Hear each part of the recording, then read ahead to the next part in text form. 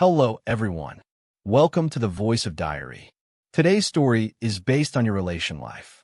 There are some lines which has already happened with you. So listen to the story very carefully. Without losing any time, let's start the story and put on your earphones for better experience. You are listening the Voice of Diary.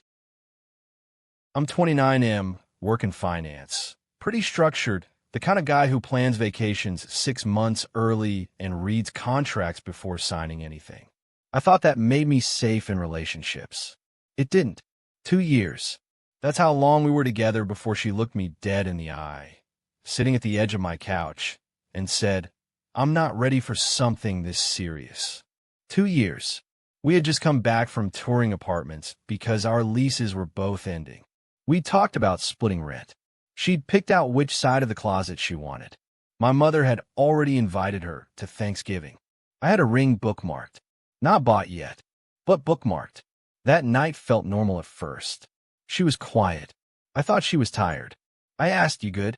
She nodded. Then she said, "We need to talk." That sentence should come with a siren.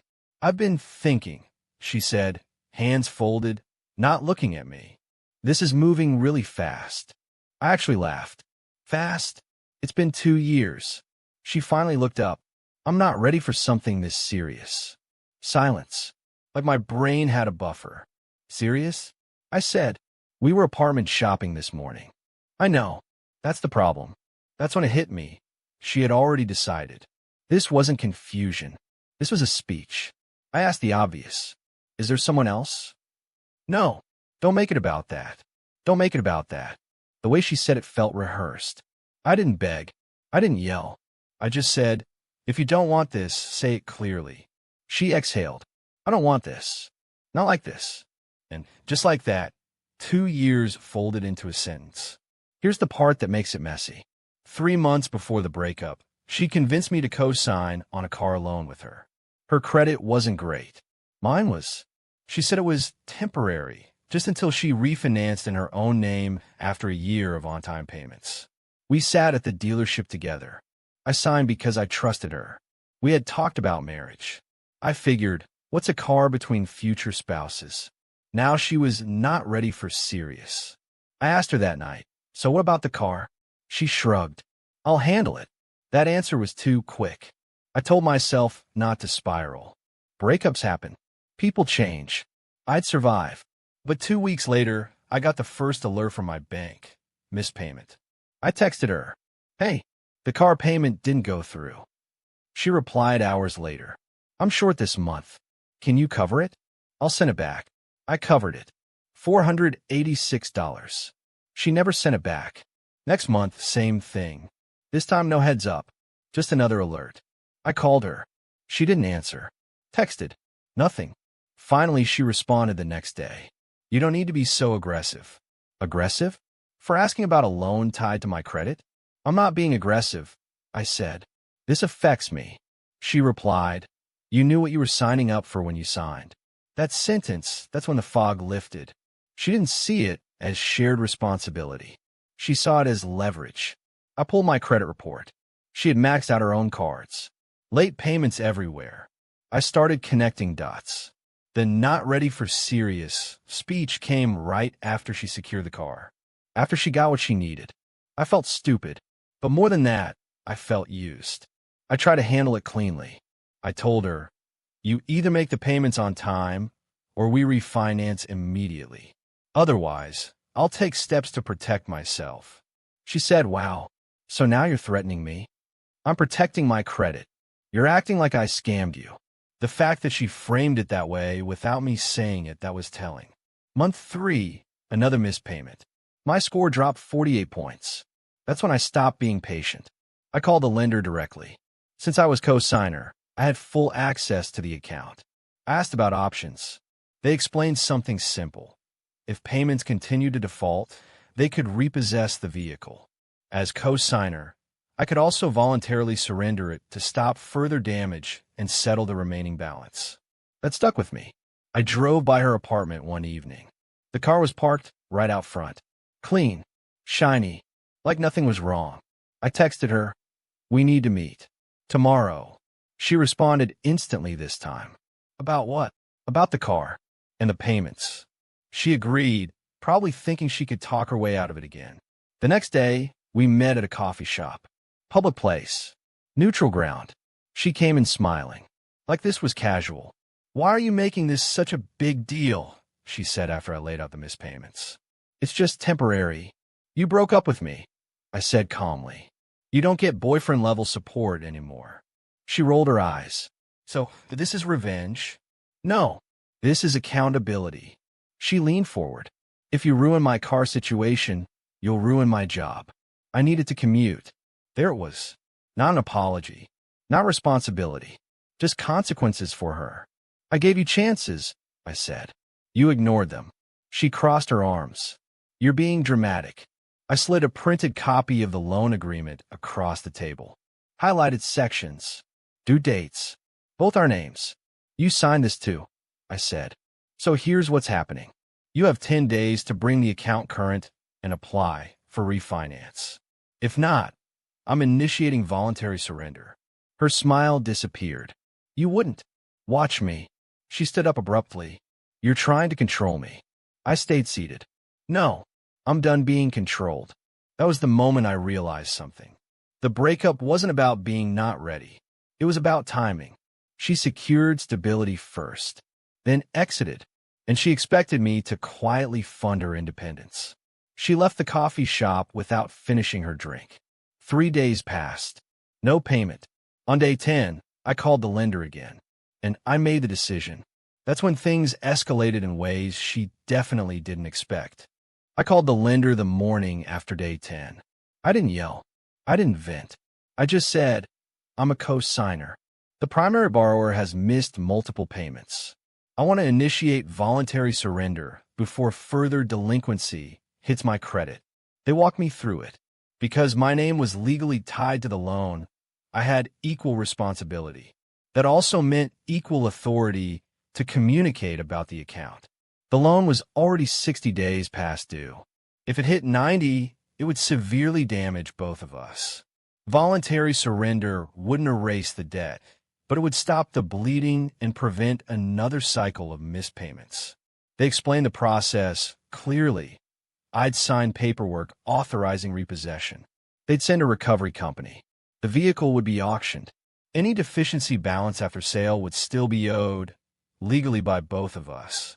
I signed electronically. Then I texted her. "I initiated voluntary surrender. They'll contact you about pickup." The typing bubble appeared immediately. "What does that mean?" "It means the car will be repossessed." 3 dots. Gone. 3 dots again. "You are unbelievable." "No, I'm done." Her next message came fast. "You're going to destroy my life over a breakup?" There was again, framing it as emotional revenge. "This isn't about the breakup," I wrote. "This is about you refusing to pay your own loan." Then the call started. She called 6 times in 10 minutes. I answered the 7th. "How could you do this without telling me?" she demanded. "I told you 10 days ago. I thought you were bluffing." "I wasn't." "You're being petty." "No, I'm being responsible." She shifted tone instantly. "Softer. Can we just work something out?" "We tried that. 3 times. I'll make the payment today. It's already in process." She went quiet. "Then cancel it." "I can't. And I won't." That's when a mask slipped. "You think you're so smart," she snapped. "You think you're better than me because you have a good credit score." This wasn't about readiness for commitment. This was resentment. "I never threw that in your face," I said. "You didn't have to. You always made me feel behind." I almost felt bad. Almost. Until she added, "You owe me after everything I gave you." "Owe her?" I asked. "What exactly do I owe you?" 2 years of my life. There it was. Entitlement in plain language. "You chose to be with me," I said. "That wasn't a transaction." She laughed, short, sharp. "Everything is a transaction." That sentence stuck. 2 days later, the repo company called her to arrange pickup. She ignored them.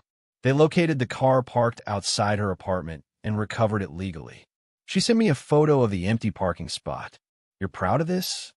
"No," I replied. "I'm relieved. That should have been the end of it." It wasn't. A week later, my phone started blowing up. Mutual friends. Her cousin. Even her coworker I'd met once. Why did you ruin her transportation? Man, that was harsh. She's struggling right now. That's when I realized she'd started a narrative. In her version, I dump her and then spitefully took her car. She conveniently left out the missed payments, the warnings, the refinance option. I didn't defend myself publicly. I stayed quiet, let the noise burn out. Then I got an email from a lender. The car had sold at auction for less than the remaining balance. There was a deficiency of $7,900. Legally, both of us were responsible. This is where it could have gone sideways if I reacted emotionally. Instead, I booked a consultation with a consumer attorney. 30-minute paid session. Best $200 I've spent. He explained it simply. As co-signer, you're equally liable. If she doesn't pay, they'll come after you. You can either negotiate a settlement or pay, and then pursue her in small claims for contribution. Small claims in my state caps at $10,000. This fit. Timeline was clear. No drama. Just procedure. I texted her again. There's a $7,900 deficiency. We need to split it. Her response, that's your problem. You surrendered it. I screenshotted that. I surrendered it because you defaulted. You didn't have to. Yes, I did. She sent a long message blaming me for financial abuse. I didn't engage emotionally. I just replied, I'll pay my half. If you don't pay yours, I'll file in small claims. You wouldn't dare. I didn't respond. Instead, I did something she didn't expect. I paid the full deficiency balance in one lump sum. Why? Because lenders don't care about internal disputes. They just want money. If she didn't pay and it went to collections, it would destroy my credit for years. Lawsuits from lenders move fast. Garnishments are real. I removed the lender from the equation completely. Then I filed a small claims case for $3,950, her half. Filing fee, $75. Service through certified mail. Court date scheduled 6 weeks out. She thought I was bluffing again, until she got served. She called me furious. You actually filed a lawsuit. It's not personal. It's math. You're trying to embarrass me. You embarrassed yourself by not paying your loan. She switched tactics again. If you drop it, I'll tell everyone you were abusive. There it was. The dirty trick. Weaponized accusation. I paused before answering. Be careful, I said calmly. False statements that harm reputation can become defamation. Let's keep this in court. Silence. She tried another angle. My father is going to handle this. Great, I said. He can bring documentation to court. 2 weeks before the hearing, she tried to negotiate. Can we settle privately? For what amount? $1,000. No, you're heartless. No, I'm fair. You don't need the money. That's irrelevant. She underestimated something fundamental. I wasn't doing this for the $3,950. I was doing it because she thought I wouldn't follow through. Court day came. Small claims is straightforward. No dramatic courtroom theatrics. Just both parties presenting evidence to a judge. She showed up with her father. I showed up with the loan agreement, payment history, text messages acknowledging missed payments, her message refusing to pay, proof of my deficiency payoff. The judge asked her directly, "Did you make the required payments?" She hesitated. Not every month. Did the cosigner warn you about potential consequences? She glanced at me. He threatened to take the car. The judge corrected her gently. Enforcing a contract is not a threat. That was satisfying. She tried to argue that I acted in bad faith by surrendering it. The judge asked, was the loan delinquent? Yes. Then the lender had the right to repossess. 10 minutes later, judgment entered. In my favor. $3,950 plus filing fee. She looked stunned. Outside the courtroom, her father approached me. You didn't have to go this far. I answered honestly. Neither did she. She didn't speak to me. Just walked past. Winning doesn't feel dramatic in real life. It feels quiet, clean, but it wasn't over yet. Because collecting a judgment is different than winning one. and she still thought I wouldn't go all the way. That was her biggest mistake. Judgment Day wasn't loud. No dramatic music. No shouting in the hallway. Just a stamped piece of paper that said she legally owed me $3,950 plus filing costs. She walked out of that courthouse still thinking I'd never actually collect it. That was her pattern. Assume I'd hesitate. Assume I'd protect her from consequences. She texted me that night. You made your point. Can we just move on now? Move on. As if a court judgment is symbolic. You have 30 days before it starts accruing post-judgment interest. I replied. Let me know how you'd like to handle payment. No emotion. Just facts. She didn't respond. 30 days passed. Nothing. Not a dollar. Not a payment plan. Not even an attempt to negotiate. Instead, I heard through a mutual friend that she'd started telling people she won in court, but I was too immature to accept it. That I harassed her with paperwork. That I was obsessed. I didn't defend myself publicly. I didn't argue on social media. I went back to procedure. In my state, after a judgment, you can request a debtor's examination if the person refuses to pay. It's a court-ordered appearance where they have to disclose income, employer, bank accounts under oath. I filed the paperwork. She got served again. That's when the panic started. She called me late at night. You're taking this way too far. You chose not to pay. It's been months. Why are you still holding on to this? Because it's a legal debt. You're ruining my life over $4,000. No, you did that when you stopped paying your loan. Silence. And she tried guilt. My job is already unstable. If my employer finds out about this, they won't, unless I have to garnish. That word hit her. Garnish. In the U.S., once you have a judgment, you can request wage garnishment. It's not instant. There's paperwork, employer notification, legal caps, usually up to 25% of disposable earnings, depending on state law. But it's real, and it follows you. You wouldn't, she said again. I didn't respond. Debtor's exam day came. She showed up, this time without her father. The judge asked her basic questions under oath. Where do you work? What's your monthly income? Do you have bank accounts? What assets do you own? She tried to be vague. The judge didn't allow it. Answer clearly. Watching that shift from confident to cornered was surreal. After the hearing, I had the information I needed. I waited one more week. Then I filed for wage garnishment. Her employer was legally notified. That's when she finally understood this wasn't emotional. It was procedural. She showed up at my apartment unannounced 3 days later. First time I'd seen her in months. She looked different. Not sad. Not angry. Just rattled. You're actually doing it, she said. Yes. You're going to humiliate me at work. No. I'm enforcing a judgment. You could have just let it go. You could have paid your half. She stepped closer. You're enjoying this. I thought about that. No, I said. I'm enjoying not being taken advantage of anymore. She tried one last angle. I was overwhelmed. I didn't mean for it to spiral. But you let it. You could have helped me. I did. For months. She shook her head. You changed. No, I said. I stopped absorbing the consequences of your decisions. That's when the real truth slipped out. I thought you'd never risk looking like the bad guy. There it was. She bet on my reputation, on my fear of conflict, on my need to be reasonable. She miscalculated. Being responsible sometimes looks bad to people who benefited from you being passive, I said. She exhaled slowly. What do you want? Payment in full, certified funds. I'll withdraw the garnishment once cleared.